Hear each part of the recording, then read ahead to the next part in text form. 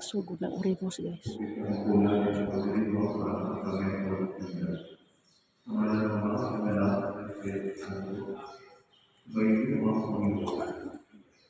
Mga kapatid, bilang ginagawa sa mga Kristiyano, pinakagabi ng mga pag-uus sa kanyang pupunta po ako ng mga kapatid at kapapasok po sa kanyang loob. Mga magulang po sa sentro na Special daw siya, guys. Wilain mo.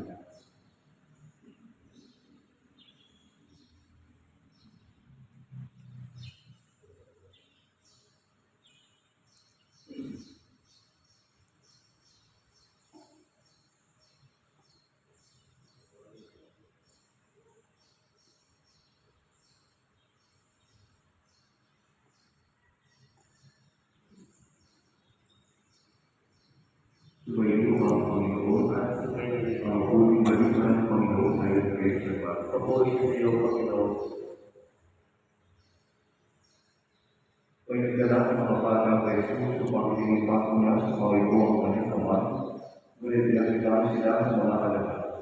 Nagdamit kay Jesus na makita ito at sinabi sa kanila, "Pabayaan niyo lumasok sa akin ng mga bata, huwag niyo silang suwayin, sapagkat napapasulan nila sa kahari ng Diyos.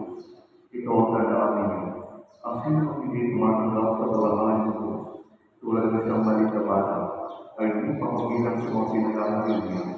Ang kinahang beses sa mga bata, ipinasok ang kanyang kamay sa kanila at pinagpasok sila." Mga kapatid na pupuling balita ng Panginoon, puri ka natin Panginoon. Panalangin tayo. Ama namin sa kapangyarihan po sa lupang at mahal sa amin, kaya sinuko po ang iyong anak, upang kami nasalap sa panibilang sana ay mabigyan ng daya. Sa tandang ng krus sa banal, luwin mo na ang batang bibinagan, ay maging palanggan sa pagkakalipin, na bunga ng pagsuwang sa diligang mo ng tao. Nakuha nawa siya ng banal na Espiritu, upang siya ay makuspos ng diwa, na muling pagkabuhay ng iyong anak. Ilulungulang ito sa pamamagitan ng Kristo, kasama ng Espiritu Santo pagpapawala. Amen.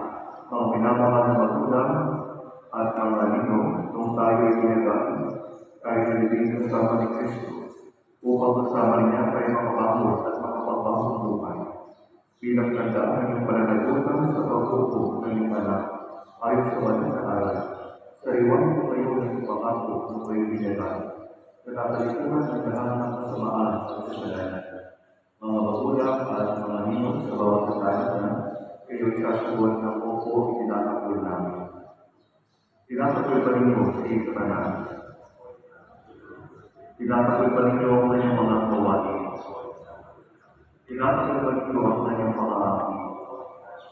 Inaman mga magulang at mga ninong sa bawat kasalanan, kinamay sasuwan ng opo sumasampalataya. Sumasampalataya ang kayo sa Diyos na mga kapangyarihan sa lahat na may gawang ng langit at lupa.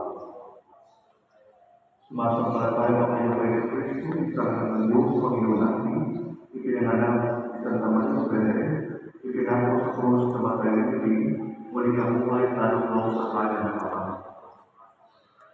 Sumasampalataya ang kayo sa Espiritu Santo, sa banal simbang sa Katoliko, sa kasabahan ng mga banal, sa kapatawaran ng mga kasalanan, at muli pagkabuhay ng mga namatay sa buhay na walang hanggan.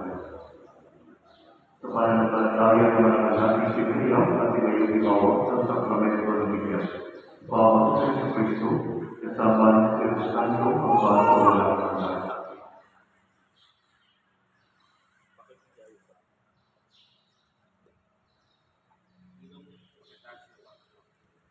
Doon mo.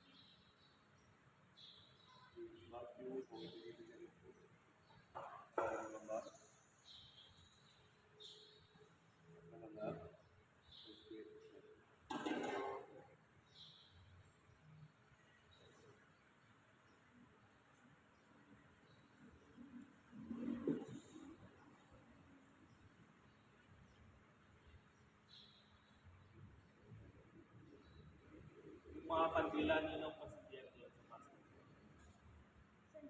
Ay, kandila niyo.